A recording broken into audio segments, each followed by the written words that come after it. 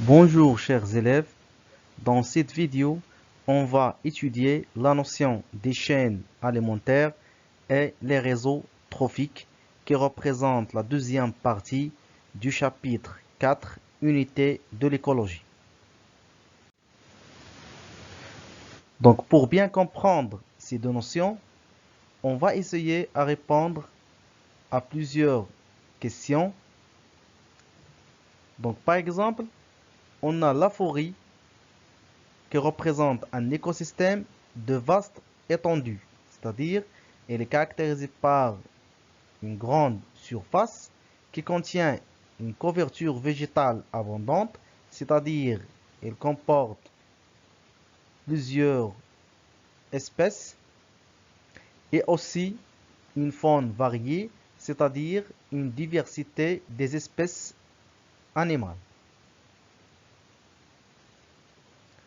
Prenons cette figure qui représente plusieurs espèces liées par des flèches où les flèches signent manger par.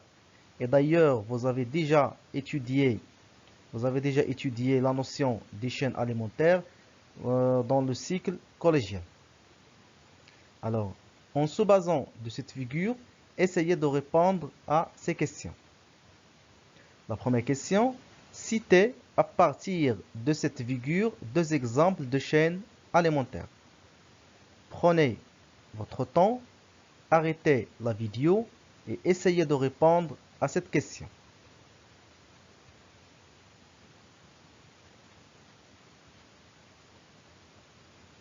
Alors, le premier exemple, on a cette plante mangée par le lapin qui est mangée par le renard. Ou bien, on peut prendre cette même plante qui est mangée par un campagnol et à leur tour mangée par un buzz. Donc voilà deux exemples des chaînes alimentaires et vous pouvez prendre n'importe quel exemple de cette figure. La deuxième question, définir la chaîne alimentaire et ses composants.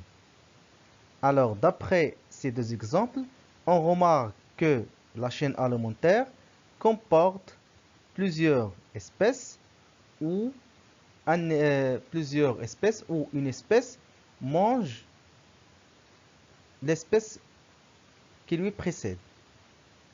Et aussi, chaque être vivant ou bien espèce représente un maillot ou bien un niveau trophique. En se basant sur la même figure, on va essayer de comprendre la notion des réseaux trophiques. Alors, je vous donne cette petite définition de réseau trophique. Alors, le réseau trophique représente des chaînes alimentaires d'un écosystème liées à un ou plusieurs maillons, c'est-à-dire des chaînes alimentaires qui ont en commun des êtres vivants, un ou plusieurs êtres vivants. La question, en se basant sur cette définition et à partir de la figure, extraire un exemple de réseau trophique. Alors par exemple, en se basant sur les mêmes exemples, la plante mangée par le lapin qui est mangée par le renard. La plante qui est mangée par un campagnol qui est mangée par le buse. Donc on remarque que ces deux chaînes alimentaires ont en commun ce maillon qui est la plante. Alors en continuant de la même façon, par exemple on a les glandes qui est mangée par l'écureuil et à leur tour mangée par le martre qui est mangé par le martre. Donc, une autre chaîne alimentaire. On a ces glandes ou bien ces feuilles vertes qui sont mangées par les chenilles, qui est mangée par les mésanges, qui va être mangée par ce oiseau. Donc voilà une autre chaîne alimentaire. Et on remarque que ces chaînes alimentaires ont un ou plusieurs maillons en commun. Donc on parle de réseau trophique. Alors, voici les réponses si vous voulez les écrire dans vos cahiers. Donc, par exemple, on a les feuilles vertes mangées par les chenilles, qui est mangée par un mésange et en dernier lieu mangée par le buse. Une autre chaîne alimentaire, les glandes mangées par l'écureuil, qui est mangée par martre, qui est mangée par les l'épervier, pardon, et qui est mangé par les buses. Et dans ces deux exemples, on peut constater qu'il y a ce maillon en commun entre les deux chaînes. Alors, comme définition, donc la chaîne alimentaire est une suite d'êtres vivants dans laquelle chacun mange celui qui le précède et chacun des organismes construire un maillon ou bien un niveau trophique de la chaîne. Alors, dans n'importe quelle chaîne alimentaire, on peut trouver trois constitutions essentielles. Alors, on trouve les producteurs qui représentent les végétaux chlorophylliens. Alors, ces végétaux transforment la matière organique, la matière minérale, pardon, les ions minéraux, l'eau, dioxyde de carbone, etc., en matière organique. Bien sûr, en produisant l'énergie.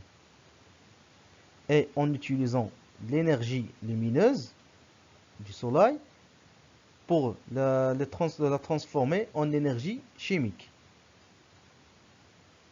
C'est le processus de la photosynthèse.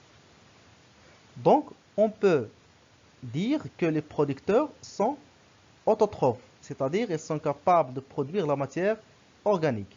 Et toujours, elles sont, notez bien, qu'elles sont toujours à la base des chaînes alimentaires. Toujours, on commence les chaînes alimentaires par un reproducteur, ou bien un producteur, pardon. Passons maintenant au consommateur. Alors, le consommateur se nourrit de la matière organique. Donc, ils ne sont pas capables de produire la matière organique. Ils dépendent donc entièrement des producteurs. Donc, on peut dire que les consommateurs sont des hétérotrophes, c'est-à-dire ils ne sont pas capables de produire la matière organique. Alors, on peut différencier entre trois types de consommateurs. Les consommateurs primaires ou bien les herbivores se nourrissent des végétaux. Les consommateurs secondaires ou bien les carnivores primaires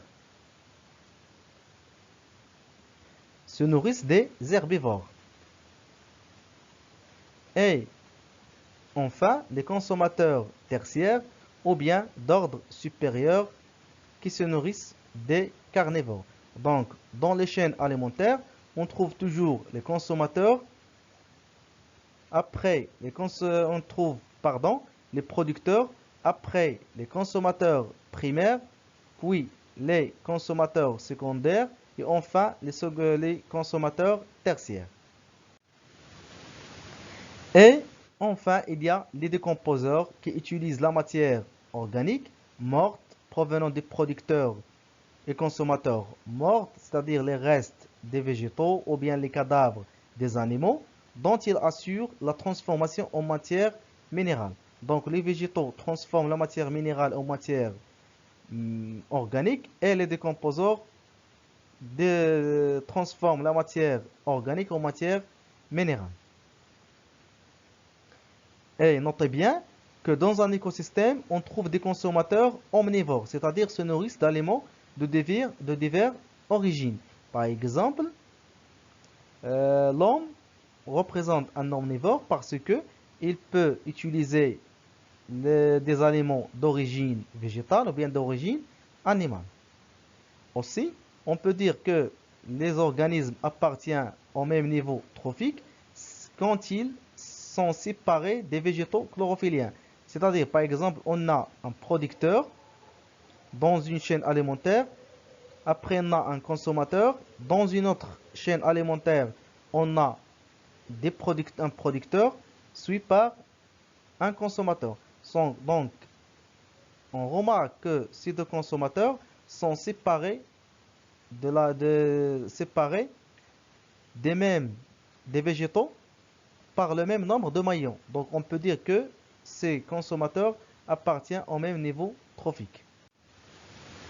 Et pour vérifier si vous avez compris ces deux notions ou non, vous pouvez réaliser cet exercice d'application. La première question, citez à partir de cette figure deux exemples de chaînes alimentaires. Prenez votre temps, vous pouvez arrêter la vidéo et essayer de répondre à la question. Donc par exemple, prenons le phytoplancton mangé par les zooplanctons et aussi les zooplanctons herbivores mangés par les zooplanctons carnivores, mangés par le krill et mangés par la baleine bleue. Une autre chaîne alimentaire, prenons toujours le phytoplancton mangé par les zooplanctons, mangé par le calamar et mangé par le léopard de mer qui est mangé par l'orque. Donc voilà deux chaînes alimentaires. La deuxième question, à partir de la figure, extraire un exemple de réseau trophique. D'ailleurs, vous pouvez constater que ces deux chaînes alimentaires ont en commun ce maillon et ce maillon. Donc on peut parler d'un réseau trophique. Si on continue d'établir les relations entre les différentes espèces, alors on va obtenir un grand réseau trophique.